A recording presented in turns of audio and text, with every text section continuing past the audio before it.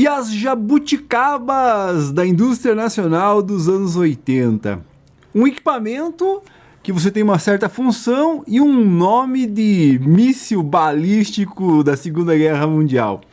Bom, meu nome é César, você está no canal das Antigas 80 e a gente vai conversar um pouco sobre a indústria nacional, alguns equipamentos que essa indústria, acabou fabricando, mas que hoje em dia talvez não tenha muita serventia, mas eu vou mostrar que talvez na época eles pudessem ser sim úteis e não é à toa que foram fabricados e também bem vendidos na época.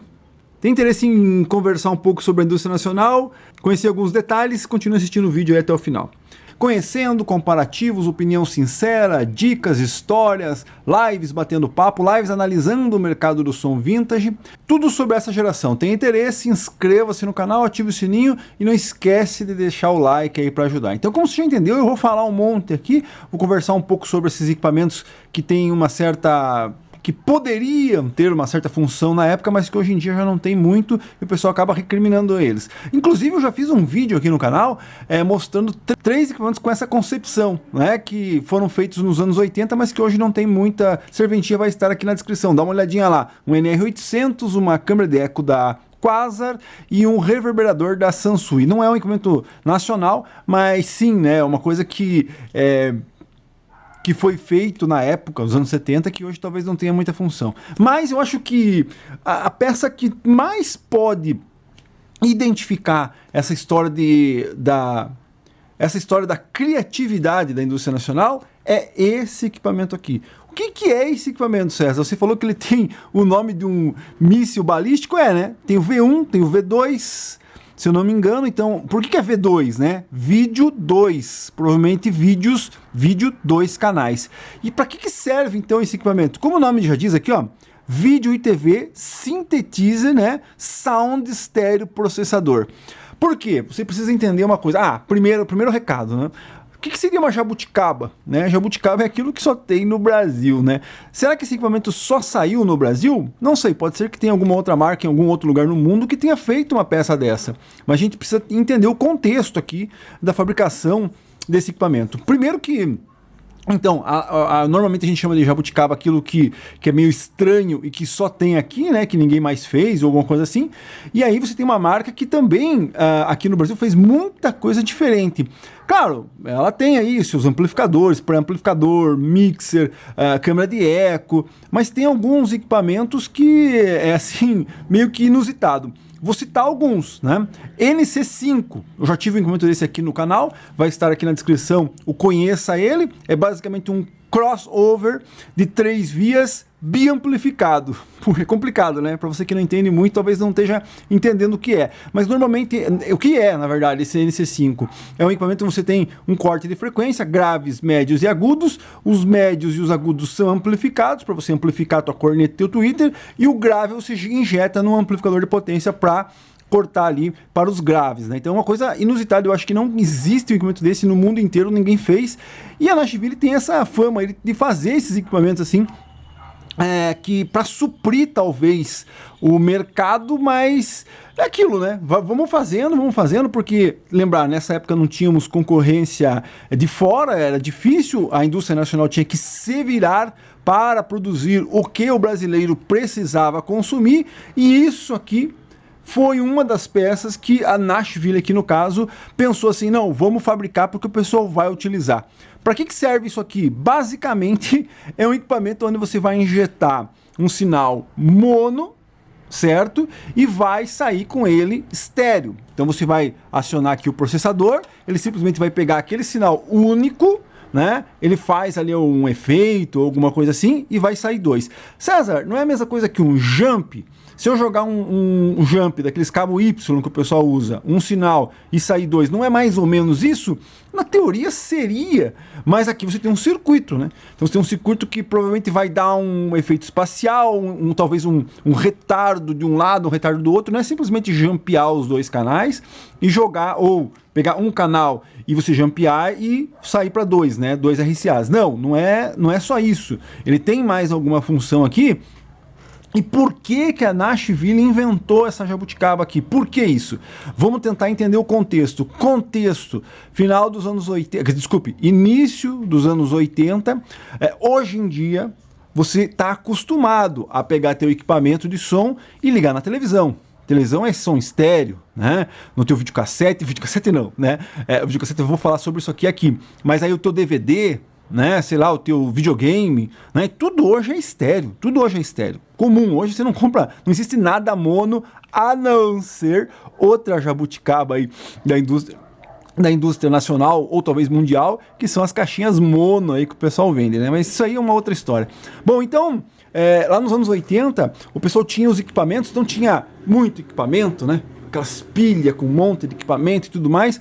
E aí começou a pensar, poxa, eu tenho aqui o meu videocassete, que era na época a mídia principal para a imagem, e eu posso comprar umas fitas aí com os clipes, né? Os clipes das músicas, das bandas dos anos 80, mas eu quero ligar no meu equipamento de som, só que normalmente o que acontecia era muito, ao contrário de hoje, que tudo é estéreo, na época era muito caro, muito difícil você adquirir um tocador de fita, no caso um videocassete, um VHS estéreo. Era difícil. Por quê? Por causa das cabeças, né? Então você tem duas cabeças de vídeo, uma de áudio. Aí para você ter duas cabeças de áudio, teria que ter mais cabeças. Então quem tinha videocassete, certo?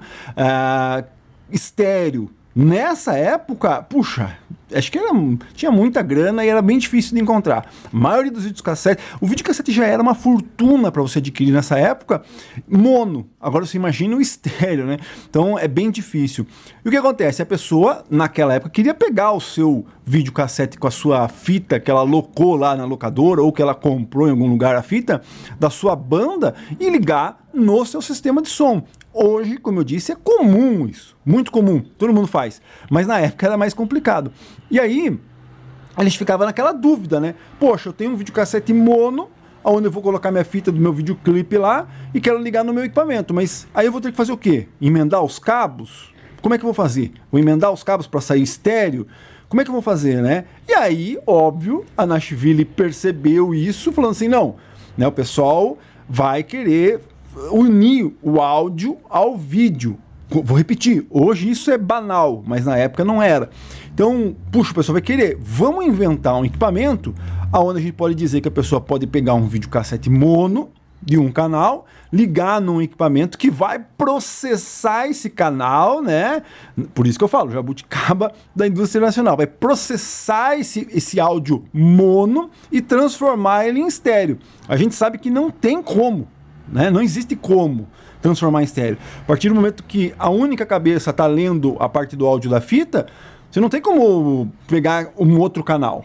Não existe como, né? Você vai ter que jampear ali. Não tem como transformar uma peça mono em estéreo, a não ser fazendo o que o pessoal faz hoje, que é o espelhamento de canal. Então não tem como. Mas mesmo assim, o pessoal fabricou um equipamento, né? Deixa eu virar ele aqui para você ver. A gente tem um volume, certo? Aqui você aciona e desaciona o processador, beleza? Um equipamento que você pode colocar aí junto com outros equipamentos no seu rack e tudo mais. E basicamente ele funciona como? Ele funciona você injetando o sinal da TV, que também, né? Óbvio, eu vou falar isso para você que é nascido aí na geração 2000. TV estéreo é básico, mas na época não. Na época a gente não tinha TV estéreo, era tudo mono. E nem TV com saída RCA, né? Saída RCA era... Então aqui teria que ter uma adaptação lá no fio da antena, ou sei lá, de algum outro lugar. Então você jogaria a tua TV aqui, o teu VCR, que normalmente é o código para videocassete, e você sairia um sinal aqui, outro sinal aqui. Então quer dizer o quê? Estéreo, quer dizer... Na verdade, eles nem colocam aqui, ó, né? Poderia colocar aqui RL, RL. Não, eles já nem colocam RL justamente para não te dizer que você está escutando lado esquerdo ou lado direito. Não, você simplesmente está injetando, né, um sinal único, ó, áudio in. Então, eu estou entrando o meu sinal único aqui e vou sair com um sinal duplo aqui. Você entendeu? E o que vai acontecer? Vai acontecer que a hora que eu jogar aqui, né, você vai poder ligar na tua entrada auxiliar, na tua entrada, o que seja aí que você tiver no teu equipamento. Então o pessoal achou uma oportunidade de fabricar um equipamento para Nashville aqui, não seria tão complicado, usa a mesma caixa de uma ND200, uma câmera de eco, usa o mesmo painel que eles já tinham em mãos lá para poder usar. Os botões têm o mesmo acabamento dessa linha, da ND200, dos amplificadores, os meus botões a mesma coisa.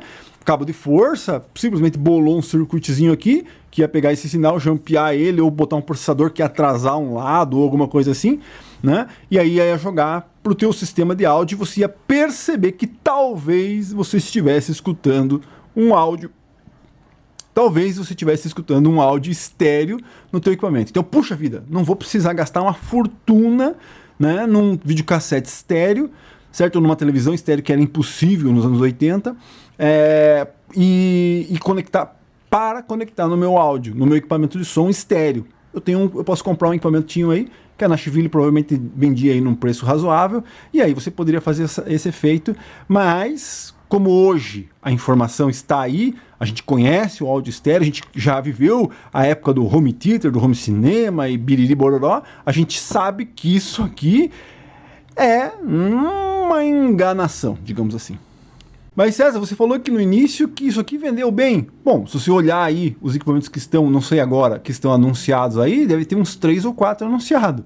Claro que é porque a procura por um equipamento desse é mínima, né? Provavelmente alguém vai comprar para tirar o botão, fazer alguma coisa aqui dentro, no amplificador. Não sei se alguém vai utilizar isso aqui, ou mais para guardar para história, né? Mostrar o que a indústria nacional fazia na época para se virar, né? Então, tipo, se virava aqui, a gente mesmo fazia o que a gente precisava mesmo, né? Isso é uma história que eu vou contar ainda com os videogames da Atari, né? O pessoal que fazia cópia de fita, cara, o Brasil se coçava e fazia o que tinha que fazer com o mercado fechado, né? Então é isso.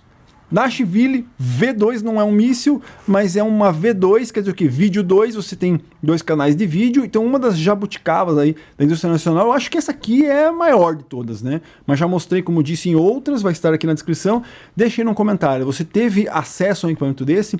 Você conheceu um equipamento desse? Você se lembra de alguma propaganda que você tenha visto desse equipamento? Eu não tenho nada aqui, não tenho nenhum folder, não tenho manual, não tenho nada. O ideal seria procurar uma revista, alguma coisa onde tivesse uma propaganda para tentar entender o que eles tentavam oferecer quando ofereciam um equipamento desse. Consegue entender? Mas se você conhece, se você sabe, deixe aí nos comentários, a gente continua conversando. Qualquer crítica, qualquer sugestão, também deixe nos comentários, a gente continua conversando. É isso aí. Uma jabuticaba nacional, Nashville, V2, transforma mono em estéreo, na teoria. Inscreva-se no canal, ative o sininho, não esquece de dar o like para ajudar. Grande abraço, até a próxima.